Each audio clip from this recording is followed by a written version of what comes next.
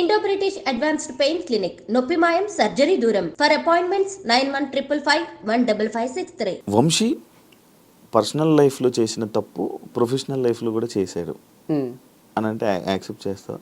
అంటే to some extent maybe it's true from others point of view. But నేనైతే every day in day out పని తప్ప వేరే ధ్యాస లేకుండే నాకు. పని చేస్తూనే ఉన్నా, మీరు అబ్జర్వ్ చేస్తే కూడా ఒక్కరోజు కూడా వీడియో రాకుండా లేదు. అంత ఈజీ కాదు కంటెంట్ క్రియేట్ చేయడం. సో పర్సనల్ లైఫ్ లో కూడా నేను ఏ తప్పు చేయలేదు. స్ట్రాంగ్ గా నేను నమ్ముతాను, నాకు చుట్టూ ఉన్న వాళ్ళకి కూడా తెలుసు. అండ్ ఇది ఎట్లా జరుగుతుందంటే, నేను ఈ మధ్యన బిలీవ్ చేసేది అన్ని మన చేతిలో లేవు. అంతా మనం రైడ్ చేసుకుంటూ పోయినా ఎక్కడి నుంచో ఏదో ప్రాబ్లం వచ్చి మనం సఫర్ అవుతాం అనమాట. అట్లే సఫర్ అయింది నా పర్సనల్ లైఫ్, ప్రొఫెషనల్ లైఫ్ రెండు జీరో గానికి రీజన్ మొత్తం నేనే కాదు.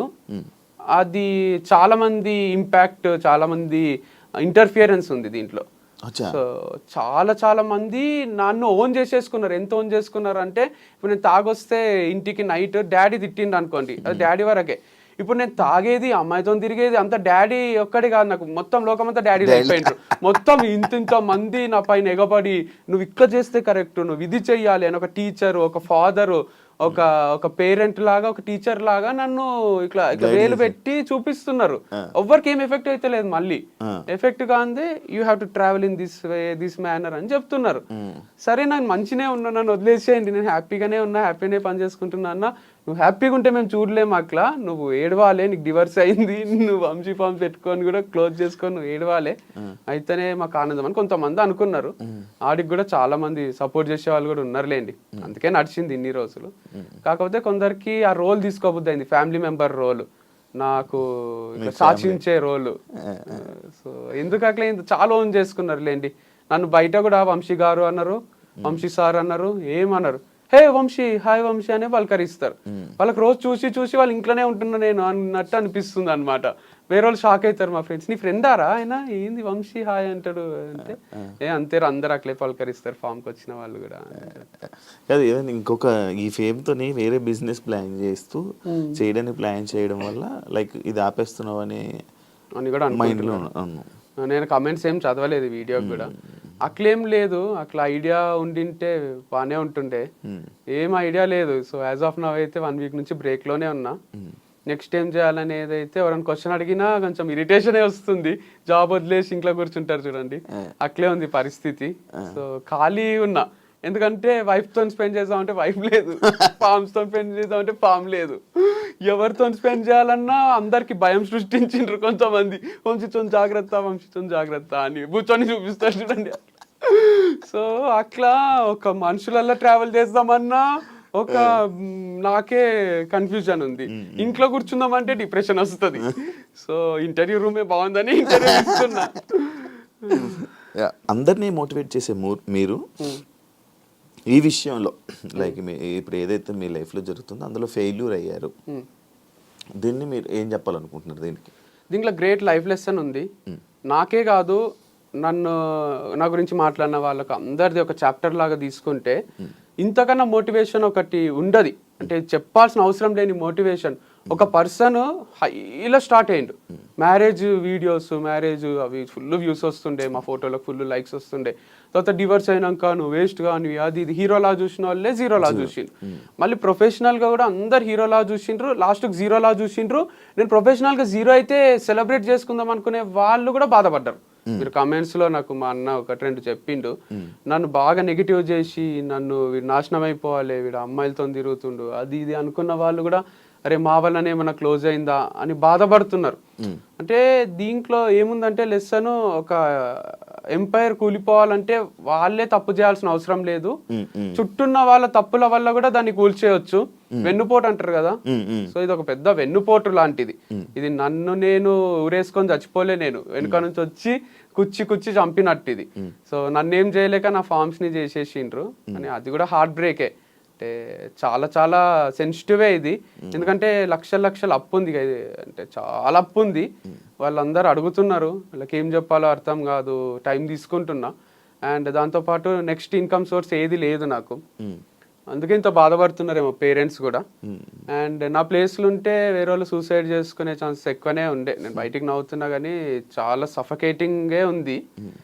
నేను ఎట్లా ఓవర్కమ్ చేసి ఇక బతకాలి కాబట్టి ఇంకా ఫ్యూచర్ ఉంటది కాబట్టి ఆ పాట ఉంటది కదా, కేర్ ఆఫ్ కంచెరపాలెంలో, రేపే టౌన్ చూడాలంటే నీవునికి ఉండాలి గాని, సో రేపేం అవుతుందో చూడాలంటే మనం ఉండాలి కదా.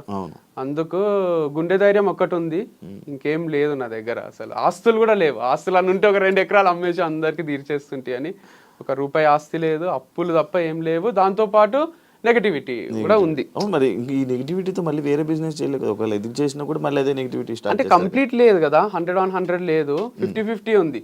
50 మెంబర్స్ వంశీ హైలైట్ అంటారు, 50 మెంబర్స్ వంశీ వేస్ట్ గాడు అంటారు. సేమ్ బిగ్ బాస్ లా దాంట్లో ఉంటది చూడండి, కొంచెం అట్లుంది.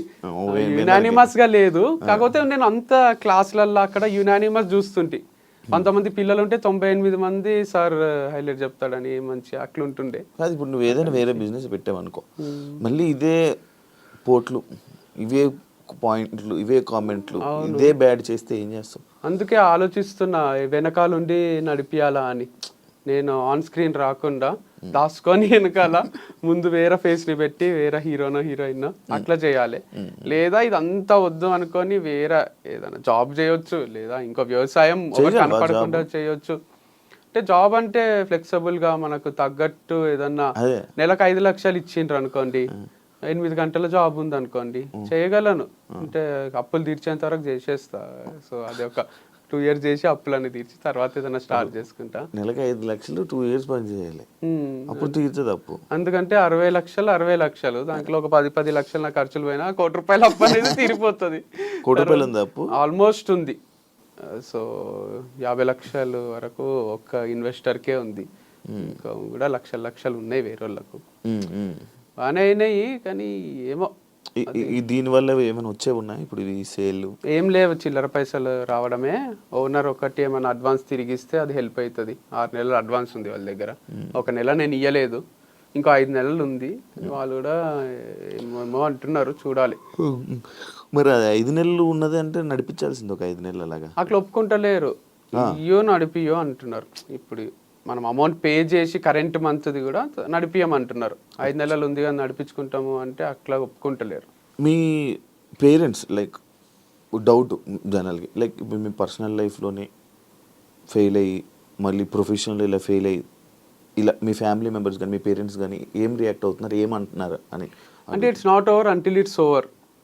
వాళ్ళకు కూడా తెలుసు వంశీ చాలా strong character, hill bounce back strongly అని అందరూ నమ్ముతున్నారు, జనాలు కూడా నమ్ముతున్నారు. ఎందుకంటే ఒక చాప్టర్ ఎండ్ అయింది. బుక్ అంటే ఒక చాప్టర్ కాదు కదా, 100 చాప్టర్లు ఉంటాయి, దాంట్లో ఒక చాప్టర్ ఎండ్ అయితే ఎండ్ కాదు కదా. కాకపోతే ఫెయిల్ అనేది కూడా ఫస్ట్ అంతా సక్సెస్, తర్వాత అంతా ఫెయిల్, మళ్ళీ సక్సెస్, మళ్ళీ ఫెయిల్, మళ్ళీ ఒకటి స్టార్ట్ చేసి ఈసారి ఇక ఫెయిల్యూర్ లేకుండా ఎండ్ వరకు దీన్ని తీసుకుపోవాలన్నమాట. ఏదన్నా మనం అనుకుంటే అవుతుందా? కాదు, కానీ అనుకోవాలి కదా, అనుకోకుంటే అసలే కాదు, స్టార్టే కాదు. కాకపోతే ఇది ఒకటి ఉంది గట్టిగా నాకు అర్థమైంది, ఏంటంటే నేచర్ ఒకటి ఉంది. మనము మంచిగా ఏదైనా చేస్తుంటే ఏదో ఒక డిస్టర్బెన్సెస్ క్రియేట్ అవుతున్నాయి, అంటే మన ప్రమేయం లేకుండానే అవుతున్నాయి. యాక్సిడెంట్ లాగా ఉందన్నమాట ఇది. సో అట్లాంటి యాక్సిడెంట్లు చాలానే జరుగుతున్నాయి. అప్పుడు అనిపిస్తుంది, అరే దేనికోసమో ఏమేమో చేస్తున్నాం, అంత క్యాల్కులేటెడ్గా బతుకుతున్నాం, కానీ ఏదో ఒకటి వచ్చి ఎఫెక్ట్ కొడుతుంది. ఏం చేయాలో అని కూడా ఒక్కొక్కసారి అనిపిస్తుంది. అంటే నిజంగానే దేవుడు ఉన్నట్టున్నాడు, పవర్ ఉన్నట్టుంది, నేచర్ ఉన్నట్టుంది, అది మనల్ని చూస్తుంటదేమో, దిష్టి తగులుతుందేమో. అందరూ మొన్న ఒకసారి సాంగి టెంపుల్ పోతే నాకు అసలు వీటిపైన పెద్ద నమ్మకం ఉండకుండే, చిలక జ్యోతిష్యం చెప్తారు కదా, ఆయన అది కార్డు తీసి చిలక జ్యోతిష్యం చెప్తున్నాడు. చూసి నాకు పెళ్ళైన విషయం చెప్తున్నాడు, నాకు డివర్స్ అయిన విషయం చెప్తున్నాడు, మీకు మళ్ళీ 2సారి పెళ్ళి అవుతుంది అంటున్నాడు. చాలా ఒకసారి అని అందం అనుకున్నా, వీడియో చూసి చెప్పాడు, అదే అనుకున్నా ఫ్యాన్. కానీ ఆయన అసలు చాలా ఏజ్డ్ పర్సన్ ఉన్నాడు, ఆయన ఏం గుర్తుపట్టినట్టు లేడు, వెరైటీ ఉన్నట్లేండి. ఆయన ఫ్యాన్ అయితే అర్థమైపోతుండే. ఆయన అదొకటే కాదు, ఇంకా వేరే కూడా నిజాలు చెప్తున్నాడు. ఇక హిందీ ఇంత పవర్ ఉంటుందా అంటే వేరే వాళ్ళ పక్కన వాళ్ళు నా ఫ్రెండ్స్ అంటున్నారు, దాంట్లో ఏదో ఫార్ములా ఉంటదంట, రాశులు అవి. సరే అది పోని, మహాబలేశ్వర్ పోయిన ఆడ చెయ్యి చూసి ఆయన నాకు ఎవరి వల్ల ప్రాబ్లమ్స్ వస్తాయి, ఏమైతుంది, నీ దగ్గర అందరు డబ్బులు ఉన్నాయి అనుకుంటారు కానీ నీ దగ్గర లేవు అని north Indian palmist, same Prabhas లాగా చెయ్యి చూసి మొత్తం చెప్తున్నాడు. ఇట్లా కళ్ళ కట్టినట్టు, నువ్వు మనసులో ఒక నంబర్ అనుకో, నువ్వు మీ అమ్మ పేరు అనుకో, ఏ నంబర్ అనుకున్నావు నేను చెప్తా అని, నేను మనసులో అనుకున్న నంబర్ అయినా బయటికి చెప్తున్నాడు. ఇక అంతకన్నా విచిత్రం ఉంటుంది. మళ్ళీ నంబర్ ఏదో 1 to 10 కూడా కాదు, 1 to 30 మధ్యలో ఒక నంబర్ అనుకో నేను చెప్తా అంటున్నాడు మనసులో. లిప్ రీడింగ్ లేదు, ఏం లేదు. అట్లాంటివి ఒక 5-6 విషయాలు చెప్పిండు ఆయన. అప్పుడు ఈ జాతకాల మీద దీని మీద ఇదంతా నిజంగా ఉన్నట్టుంది, వీళ్ళు చాలా పవర్ఫుల్లే ఉన్నారు. రాధేశ్యామ్ అని సినిమా తీసిండు కదా, అది నిజంగానే ఉన్నట్టున్నాడు అట్లాంటి ఫేమస్ పామిస్ట్ అని అనిపించింది. చేతి రాతలు తలరాతలు మంజునాథ సినిమాలైనా కనిపిస్తుంది చూడండి, ఇటు వస్తాడు నెక్స్ట్ అని. అట్లా ఉన్నారు ఆ పవర్ కనుక్కునేటోళ్ళు, ఫ్యూచర్ ప్రెడిక్ట్ చేసేటోళ్ళు ఉన్నారు అనమాట. పాస్ట్ చెప్తున్నారు, ఫ్యూచర్ చెప్తున్నారు వాళ్ళు. నీకు రాధేశ్యామ్ సినిమా నచ్చుతుందా? కొంచెం నచ్చింది, ఎండింగ్ అదంతా కూడా నాకు బాగా అనిపించింది. ఫ్లాప్ అయింది కానీ ఫ్లాప్ అయింది కానీ సమాజం యాక్సెప్ట్ చేయదు మనకి సినిమా నచ్చిందంటే. యాక్సెప్ట్ చేయదు, కాకపోతే అది కొంచెం క్రియేటివ్ అనిపించింది. జిల్లు డైరెక్టర్ కదా ఆయన, రాధాకృష్ణ.